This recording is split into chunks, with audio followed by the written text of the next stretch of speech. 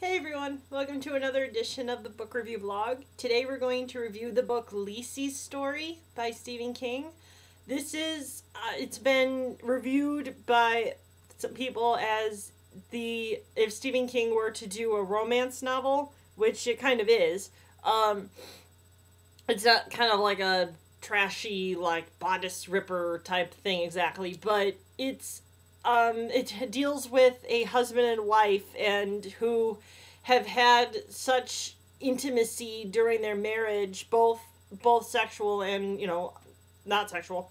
But anyway, I'll get to that. It's about the main character in this story is a woman named Lisa Landon, and she's known as Lisey, and she is a widower, and I think it's a widow more, of a man named Scott Landon, and Scott was a world famous author, and Scott had died 2 years before the story, the present tense of the story.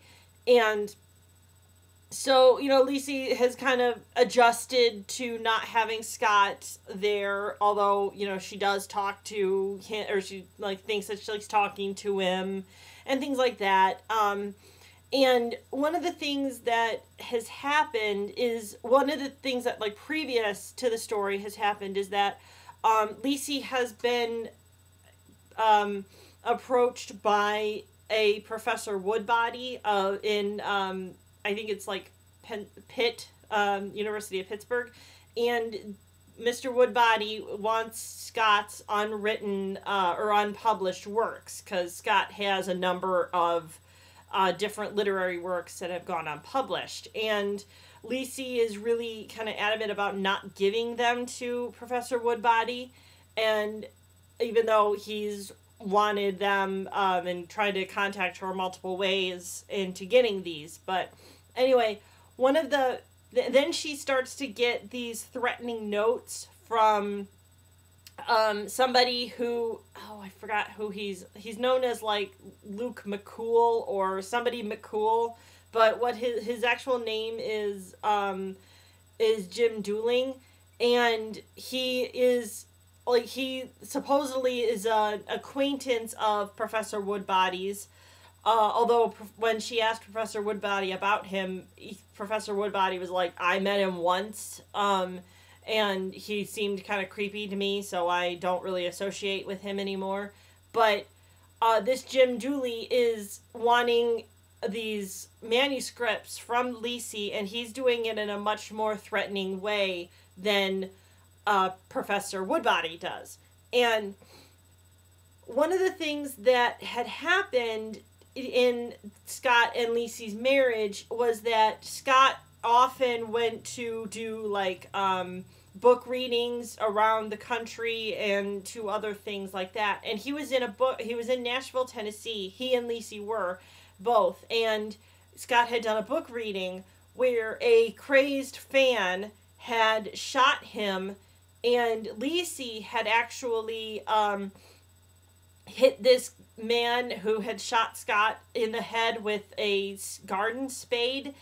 Scott was given a garden spade as a gift, because I think there was, at this university in Nashville, they were opening an agricultural center that Scott was kind of heading as well. So that was why he was given a garden spade as a gift. So anyway, Lisey had hit this nutcase with a garden spade and had kind of saved Scott's life, because this guy didn't, shoot anymore at Scott, and they were able to save his life. But they kept that wood spade, and it kind of became a memento for them, and, because again, this kind of helped save Scott's life.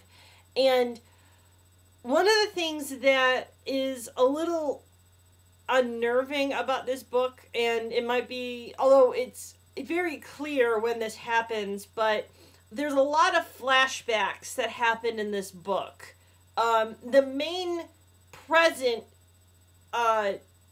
plot, I'm going to say the plot in the present is what I mentioned, is Lisey is kind of still grieving over her husband, and she's being threatened by this Jim Dooley.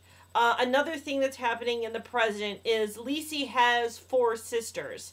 And one of her oldest sister, Amanda, has been having kind of mental problems, kind of, not, I don't want to say all her life, but she's been known to cut herself when there's been stress in her life. And there's been an episode in the present where Amanda has cut herself very deeply, and Lisey and another sister named Darla has taken Amanda to a mental, I don't want to say mental institution, like a mental hospital where they can observe her and kind of try to help her out. So anyway, but Lisey, while she's, dealing with this stuff in the present, she jumps back a lot to things in her and Scott's marriage, where she's having conversations with Scott, and there's times where Scott tells her even more of a flashback into his life before he met Lisey. Scott was raised in a very bad home environment, with just his father and an older brother. And one of the things that would happen is that his brother would go, kind of both his dad and his brother would kind of go crazy, where they would, mostly his father, where he'd think that things were out to get him and things like that. And then all of a sudden, his brother started acting really crazy and like he wanted to hurt Scott. And where his brother was very loving to Scott, because, again, his father wasn't very loving to each one of them. But nevertheless, Scott and his brother, whose name is Paul, bonded. And so when Paul all of a sudden wanted to hurt Scott, this was very unusual for Paul to do this. So anyway, I know it's really confusing, and you need to read the book to understand this type of thing, because it's even hard to describe it in a review. But they use kind of fun words like bool and gunky, and it was kind of funny to read those and to hear them being said, since I heard this via audiobook. So anyway, so that's kind of where I'm going to leave this story, because again, I don't want to go too much into each flashback, because then I'm going to tell what happens in the book. And again, like I always say, I want you to read the book. So, anyway, I thought it was good. I also read another review on this book, and somebody said that it kind of starts out kind of slow. And I guess that's true, but I think Stephen King wanted to drive in the fact of how good of a relationship Lisey and Scott had as a married couple. I mean, they were married, I think, 25 years before Scott died. So they had, like a quarter century to get to know each other and get to really become a good husband and wife. And so, anyway, the next story that I'm going to read by Stephen King is actually a Bachman story. It's called Blaze.